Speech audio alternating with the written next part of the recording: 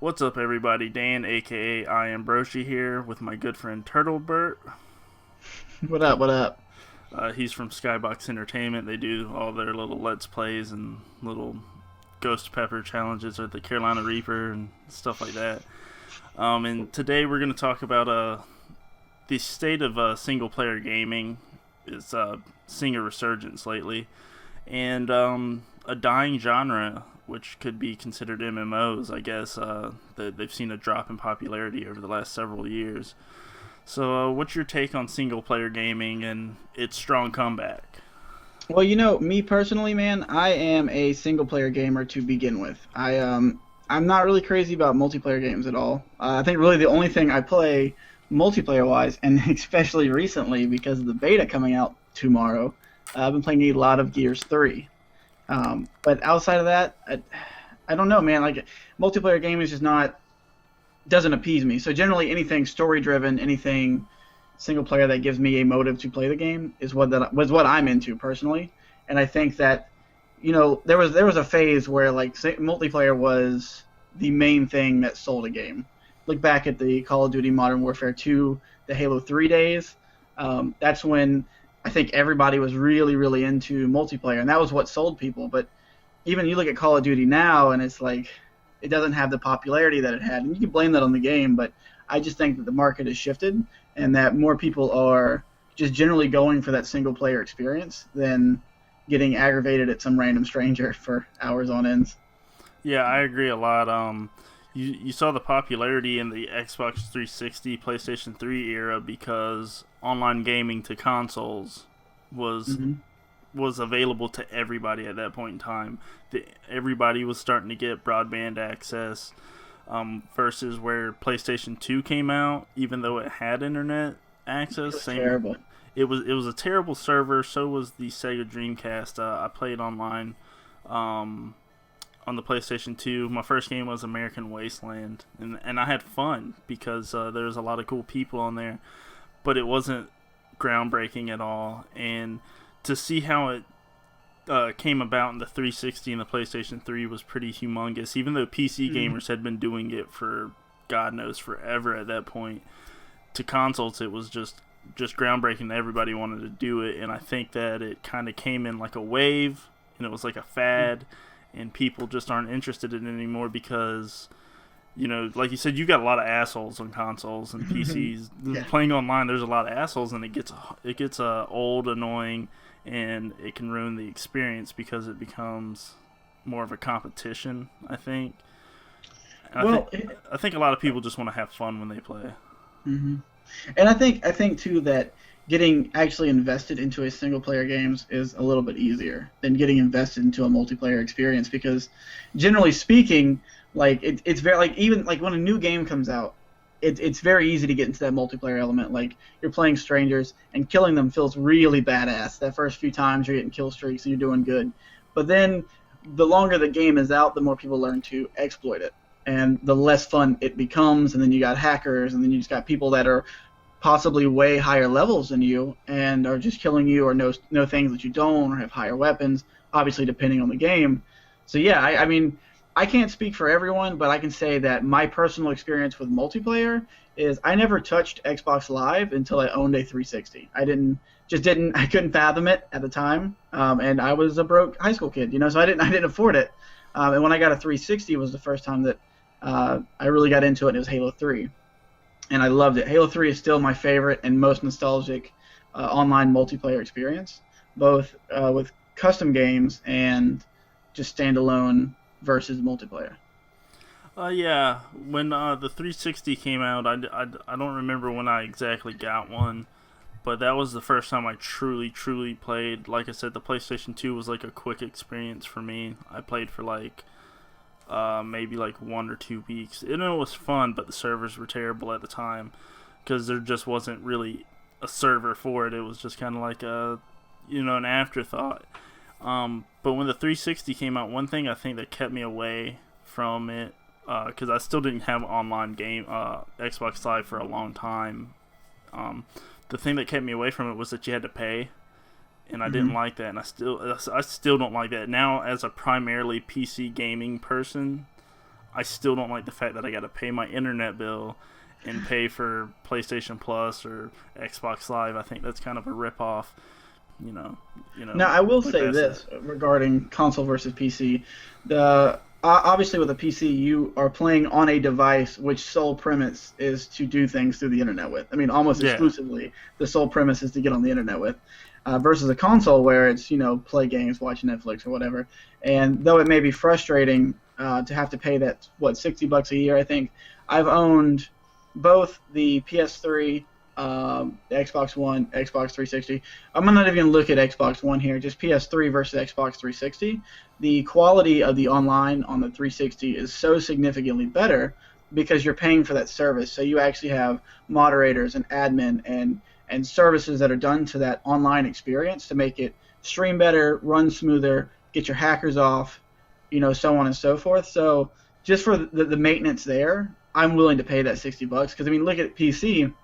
Though your bigger companies are going to have dedicated servers that are their servers, there's a lot of games out there that have really shitty servers that you have to play through, and it ends up ruining the experience because there's not like a centralized hub that you go through like Xbox Live or PlayStation Network. So that's why I don't mind it. I mean, it's once a year. If it was like $30 a month, that'd be completely different. If it was another internet charge, there's no way I'd do it. yeah. There's a little bit of lag there, but it wasn't too noticeable. It'll be in the recording, so Okay. I agree with you. But it is going to be interesting to see when the cross-platform stuff happens because there is talks. Microsoft said they're going to open up the Xbox Live servers for PC and PlayStation. So it's about time that happened. I thought that was long overdue. Yeah, Because it was I'm sorry, is that just because of the companies not wanting to work together? Because I feel like Windows and Xbox has done this before where they've actually worked together. I played a lot of Shadowrun on the 360, and that game was cross-compatible with PC gamers. I think it was just stubbornness between the two companies, Sony and Microsoft. Right now, I think Microsoft is kind of being a little bit more open to it than they used to because they used to be the strict guys. They used to be Oh, it's the that new CEO. yeah, the new CEO of Xbox. I know would be Phil Spencer. He seems very open to stuff like that, and I give him credit for that. It's going to be interesting to see if Sony goes for it, see if they'll do it, because they could piss off a lot of gamers, which they've already done with the PlayStation 4.5. Hmm. So Well, it'll be interesting. they can't piss off gamers any more than Xbox did when they originally unveiled the Xbox One. Yeah, Pre Phil Spencer. that really hurt Xbox One. I think that's what ultimately set them back. And I went with PlayStation 4 after having a 360 and a PlayStation 3. I went with the PlayStation 4 console-wise, and I wasn't impressed. Not to mention, it seems like the single-player games are really hitting the PC scene hard, Hmm. and I'm happy to see that. And like The Witcher 3, if I'd experienced that on any other platform, I'd have been disappointed. I got a pretty nice, gaming PC, and experiencing a single-player game like that really brought the idea home that single player is back and it's gonna stay. Um, Yeah, I kind of felt that way regarding consoles. I felt that way about with Grand Theft Auto 5. I know you and Zach briefly. Shout out to Zach. What's up, dude? I know that you guys briefly talked about GTA and GTA 3 versus the new style GTA. Now, I'm a huge fan of GTA 5, even though admittedly San Andreas and Vice City to me are more nostalgic. Um, that's a whole nother conversation. I think with GTA 5, I bought and sold that game 3 separate times now. So I bought it on 360, 100%ed it, traded it in, bought it on the one, played it a little bit, traded it in, and then bought a PC version. And honestly, I would have taken that extra 2 year waiting period just to get it on PC because it's so significantly better. Both. I mean, the multiplayer doesn't change too much, but the single player experience really was amazing on PC. Like I enjoyed it. It was like I was playing the game for the first time all over again. yeah, that's how it was for me. I actually owned it twice. It was for the PlayStation 4 and the PC, but it was like I was playing a whole nother game. The difference was crystal clear. And that was the game that truly defined the difference for me that it showed me the real difference between console and PC gaming. But modding adds a whole nother element of fun to it. You got so much stupid shit. I mean, look at Skyrim. That's the most modded game in the world, in my opinion. But it's another great single-player game. Skyrim is the interesting game, in my opinion, because it's coming off the tail end of all these multiplayer games, Call of Duty, Battlefield, almost said Battlefront, but they're, made by the same company these days. All these big multiplayer games that were coming out were so focused on multiplayer, and then Skyrim comes out and says, hey, don't forget single player games, Right. It's like they're kind of important. We don't even have online features. And I'm like, oh, okay, so you play Skyrim and it's fun. And I think that's the game that kind of started the wave coming back. It was kind of like the earthquake that causes the tsunami. I think that was the earthquake, and it caused the tsunami of single player games to start coming out. Now, I'm not saying all single player games are great. Right. But it's good to see that they're still here, because for a long time, I remember the biggest complaint was, man, online, these multiplayer games don't even focus on the story, because, let's be honest, you play Call of Duty, Modern Warfare 3, Black Ops 2, Black Ops 3, all those games, the story mode was definitely an afterthought. Right. They focus primarily. That's what sold it, though. Maybe initially with like Modern Warfare, or just Call of Duty 4 for that matter. The story is what sold that game, but the multiplayer experience was so much better than anyone thought it could be that when Modern Warfare 2 came out, I didn't even go as far as say when Modern Warfare 2 came out, they focused a lot heavier on the multiplayer. Actually, I mean, the campaign of that game, though I'll never play it again because of veteran mode, it was really good. I even played Black Ops 1. But that was the last one that I got into, and I think you're right. I think that the more they put out games, the more they realize, like, people just want the multiplayer element. So, it just kind of became like they just slapped a single player on to have something there. Yeah, it was, they just wanted to try to appease the single player fanatics, which at the time I was the in-betweener, because I was like, oh, man, I'm into this multiplayer stuff, but I'm so used to single player gaming, and I felt kind of like at odds, because when I had the 360 and a new Call of Duty game would come out, say Modern Warfare 2, I think it was, all my friends were playing, all of our friends were playing the multiplayer first, and I'm sitting here like in the party with them. They're like, come join it, man. I'm like, nah, dude, I'm going to beat the campaign first. And they're like, but dude, multiplayer. I'm like, no, man, I'm going to play the single player campaign. And the last Call of Duty game I played was actually Black Ops 3. For the PS4, and I got into it for a little while because it was like, oh, I haven't played, it seemed different, and I was just looking for something to kind of, pass time, and I played the multiplayer. I don't even know what the campaign's about in Black Ops 3, just because it's so much of an afterthought. It's rehashed material. It's, like, you can tell they're running out of ideas because they've gone so far into the future now. And everybody loved Call of Duty because it was either in modern times or recent historical stuff like Vietnam and stuff like that. Right. And you don't see games about Vietnam, which is interesting. You see games about like World War II, but so when they did the first Black Ops, it was about like I think it was Vietnam that Black Ops 1 was based off of, which is what made that game interesting. It was also a sweet addition to Bad Company 2. Battlefield Bad Company 2 had a whole Vietnam expansion. Yeah. Which is really good. It's funny you bring up Black Ops 3 because, number one, Black Ops, the thing that turned me off of Black Ops 3, because I played the beta of Black Ops 3 on Steam, and I decided when I played the beta I wasn't getting it because the first thing I load in, there's character classes, already to me doesn't feel like Call of Duty. And then everyone's so bright, and they have, like, neon guns and armor, and I'm like, no, this is not, like, when I played Modern Warfare and Modern Warfare 2, it was the realism that made me like the game. It was that, like, military tactical, quote-unquote, that I liked. This is pre-Battlefield 3, so, like, forgive me. But, that's what I like. So seeing all these, like, basically extra ridiculous-looking characters, I didn't care for it. And then secondly, that I find funny about Black Ops 3 is that the 360 and PS3 versions of the game didn't even come with a campaign mode. They came just multiplayer. Now that's due to hardware restrictions, but still, they sold enough copies to think that was acceptable to release basically half a game. But let's be realistic, it's probably majority of the game is in multiplayer than it was in campaign to begin with.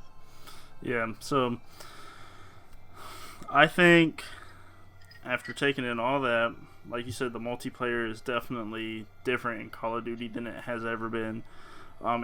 It tries to make war seem fun, and I don't know how I feel about that.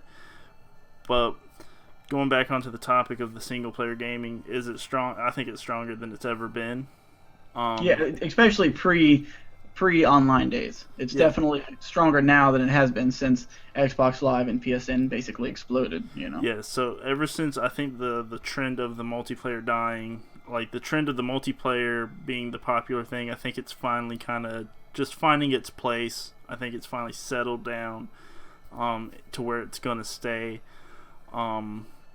And I think single player gaming is going to take back over, and I think it's going to be the primary focus for all these companies again, like it needed to be. Because once again, multiplayer should always be the second part of the game, never the first part, unless you're an MMO, you know. Right. Well, and the thing that I feel with single player is generally I don't play a lot with my friends, and I'm gonna get into this again when we talk about the MMOs.